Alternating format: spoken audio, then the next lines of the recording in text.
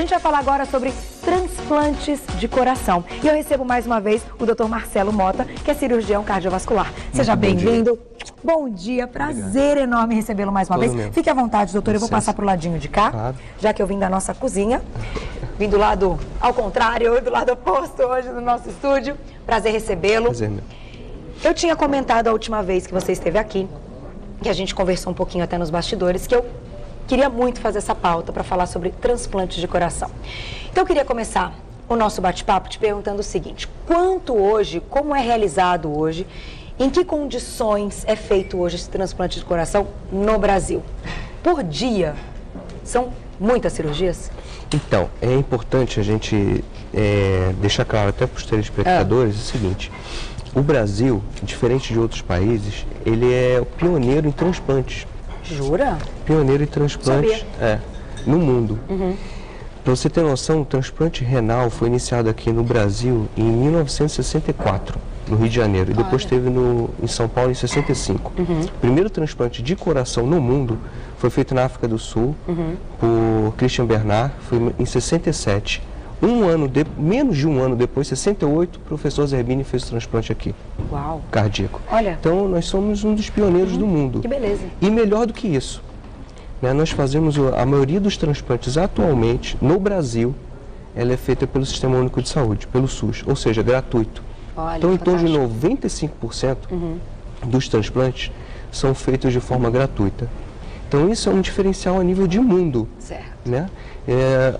Outros lugares do mundo se faz transplante particular ou por convênio. Aqui a gente tem a possibilidade de fazer pelo SUS e funciona muito bem. Quando você perguntou a quantidade de transplantes, ela vem aumentando. Tá. E os transplantes de coração também vêm aumentando. Primeiro pela melhora medicamentosa, né, que teve da década de 80 para cá, o regime de imunossupressor melhorou, então a gente tem um resultado final a longo prazo melhor, e também porque campanhas do governo. Então nós temos agora... Da doação de órgãos, né? Doação de órgãos, exatamente. Então a campanha que foi lançada em novembro do ano passado pelo ministro Alexandre Padilha, que o tema da campanha é Doe Órgãos, Doe Vidas. Foi em novembro agora, com o objetivo de incentivar as doações, porque se aumentam as doações, aumenta a possibilidade de fazer transplante. Eu acho importante até a gente falar sobre isso, porque muitas pessoas ainda têm, não é um preconceito, mas uma dúvida. Já ouvi muito pessoas dizerem o seguinte: prefiro não ser doador de órgão, porque se eu estiver ali ainda podendo ser salva em alguma circunstância, vão permitir que eu morra para poder doar os órgãos, porque sabem que eu sou doador. Entendi. Você já ouviu essa expressão? E, na verdade, não é nada disso. Já ouvi. Até você colocou de uma forma mais suave, eu já ouvi de uma forma até mais agressiva do que essa. Mas a verdade é o seguinte: hoje em dia, para você para você chegar até um doador, existe todo um trâmite. E para você ter o diagnóstico de morte encefálica, que é o que vai permitir a doação de órgãos, né? Porque a morte encefálica, vamos especificar, a cabeça não funciona mais. O cérebro morreu. Então, o coração continua batendo, os outros órgãos continuam tendo perfusão, sim, mas a cabeça que comanda o corpo não funciona mais. Então, a pessoa é declarada como morta, apesar do coração estar batendo. Então, permite a doação, não só de coração, como de outros órgãos. Para você chegar a isso, você tem que ter avaliação de 2 clínicos. Normalmente essa pessoa está dentro de uma UTI, né? Então 2 clínicos intensivistas ou 2 neurologistas diferentes, não correlacionados, com intervalo de 6 horas de um para o outro. Isso é também um diferencial. Em outros lugares do mundo é um só, aqui são 2. Depois que teve o diagnóstico com 2 médicos assinando e dando o diagnóstico de morte encefálica, vai vir então um sistema de captação com um terceiro neurologista ou um médico habilitado para fazer um exame para ver se teve um stop de fluxo ou se não tem mais atividade elétrica cerebral. Aí sim vai ter o diagnóstico final. Teve o diagnóstico final, aí passa para a segunda fase, que é conversar com a família, para ver a possibilidade da doação. Aí que entra o trabalho dessas campanhas, para esclarecer para a família que você está doando, você está salvando vidas, que uma pessoa ela pode salvar várias vidas, melhorar a condição de vários outros irmãos. Outros brasileiros estão em condições muito ruins. Então, você vai conversar com essa família para você tentar ter a aceitabilidade, para você poder fazer a captação dos órgãos. Perfeito. E aí entra após todo o período. isso, aí então, a gente tem aí um limite de horas para que haja esse transplante. Como funciona depois da família aceitar, né, permitir a doação, próximo passo? Então, até antes, eu vou até só dar mais uma pincelada rápida, que a gente acha que o transplante ele é difícil a família doar. Só que, apesar desse mito, isso não é completamente verdadeiro. Como eu estava falando, os números estão aumentando. Hoje em dia tem 11,1 para milhão de doadores. Olha. A estimativa até 2015 é que seja 15. Só que São Paulo, vamos pegar São Paulo é 19,5. Já é bem alto, mostrando que o povo brasileiro é bastante solidário. Agora, pegando esse ponto que você trouxe a relevo, quanto tempo tem de trâmite? Eu vou dizer na questão do coração. Tá. A questão do coração. Transplante do coração. Em torno de 4 horas. A partir do momento que você tira... É o limite. É o limite ideal. Tá. Você tira o coração e você coloca numa nova pessoa, você tem esse período de 4 horas. Então, se a gente pensar que a gente pode pegar coração, até eu estava conversando antes, fora do estado de São Paulo, como foi o caso do Norte do Nascimento, que eu até participei da captação, fui captar o órgão, a gente foi no Rio de Janeiro. Então, o Rio de Janeiro tem ambulância daqui até o aeroporto, pega um avião, até o Rio, depois a ambulância de novo, e depois o trâmite de volta. Uau. Então, esse período de 4 horas, ele parece pouco, porque é outro estado. Mas é suficiente, é possível. E ele como fica o coração para que ele continue batendo, enfim, que não tenha nenhum dano? Isso é importantíssimo. A partir do momento que a gente retira o coração do receptor, do doador, perdão, a gente faz uma solução que chama cardioplegia. O que é isso? Uma solução rica em potássio que vai fazer o coração ficar parado, como se fosse dormindo.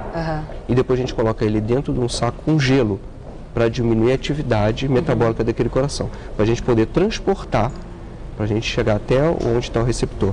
O coração, então, nesse estado, parado, geladinho, a gente vai colocar na nova pessoa. Tira o coração da pessoa. Até trouxe um coração aqui para mostrar. Ah, é tão legal, acho. Que é o máximo. Para você entender. A gente tira o coração da pessoa, cortando as cavas, né? Tira o coração da pessoa e vai entrar o outro. Então vai fazer anastomose da cava, da aorta, da pulmonar, são todas anastomoses de vasos grandes. Entendi. E depois disso, volta o sangue, que o sangue está numa máquina, volta o sangue para o coração dessa pessoa, agora o coração novo, e ele com sangue ele vai encher as coronárias e ele vai voltar a bater. Agora, e essa compatibilidade do coração?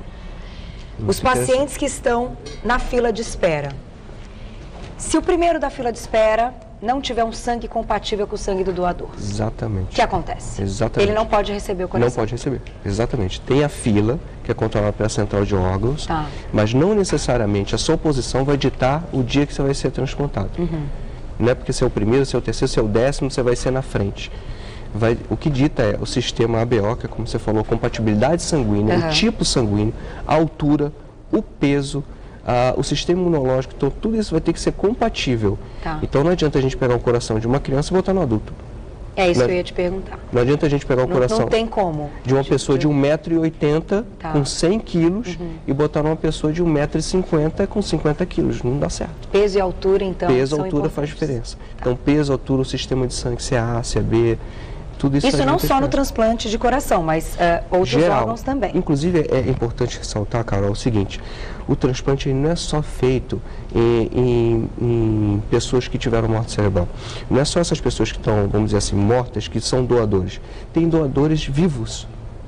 Então nós temos o transplante de fígado, temos transplante de rim, né? Temos transplante de medula óssea.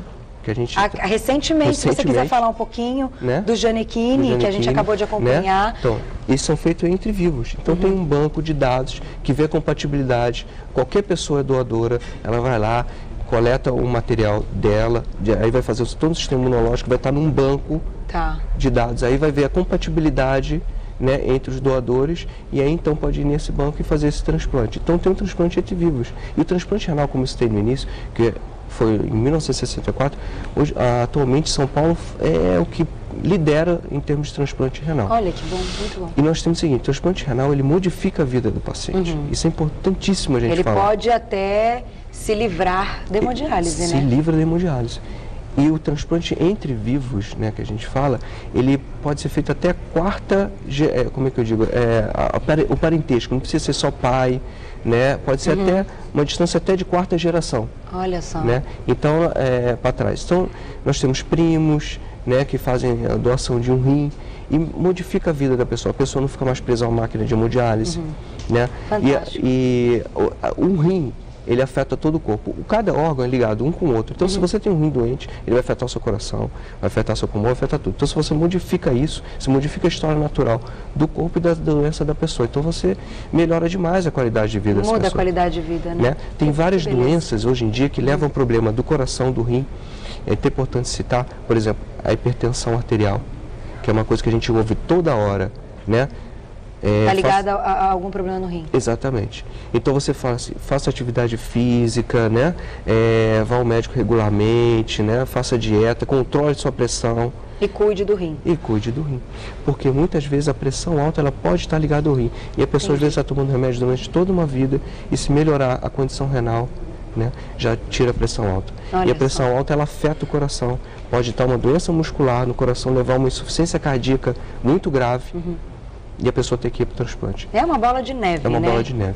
Mas eu acho importante a gente ter o espaço aqui no Você Bonita para falar sobre isso.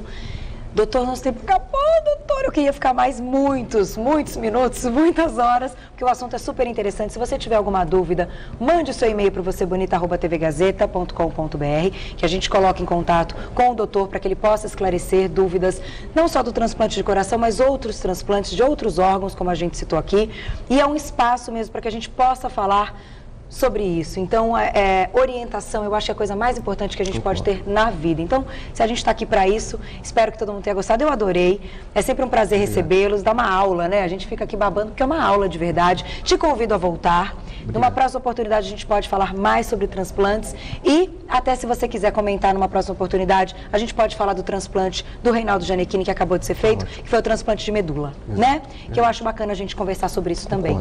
Muito obrigada por ter vindo, doutor. Obrigado eu. Sempre uma aula mesmo. Eu vou passar para vocês um contato. Quem tiver dúvida, tem um site que é o www.bpsp.org.br, bpsp.org.br ou pelo telefone 0 operadora 11 3505 5456 3505 5456. Muito obrigada, doutor. Obrigado. Tudo de bom. Volte Bom rápido, Amém. porque ouvir aí suas explicações são sempre prazerosas, é o máximo. Obrigada, Muito até a obrigado. próxima. Muito bom, né? Tá vendo? Se você tiver alguma dúvida, mande um e-mail mesmo. Não espere não, a gente tá aqui para te ajudar, para esclarecer as dúvidas. Eu também aprendo muito todos os dias, isso que é maravilhoso.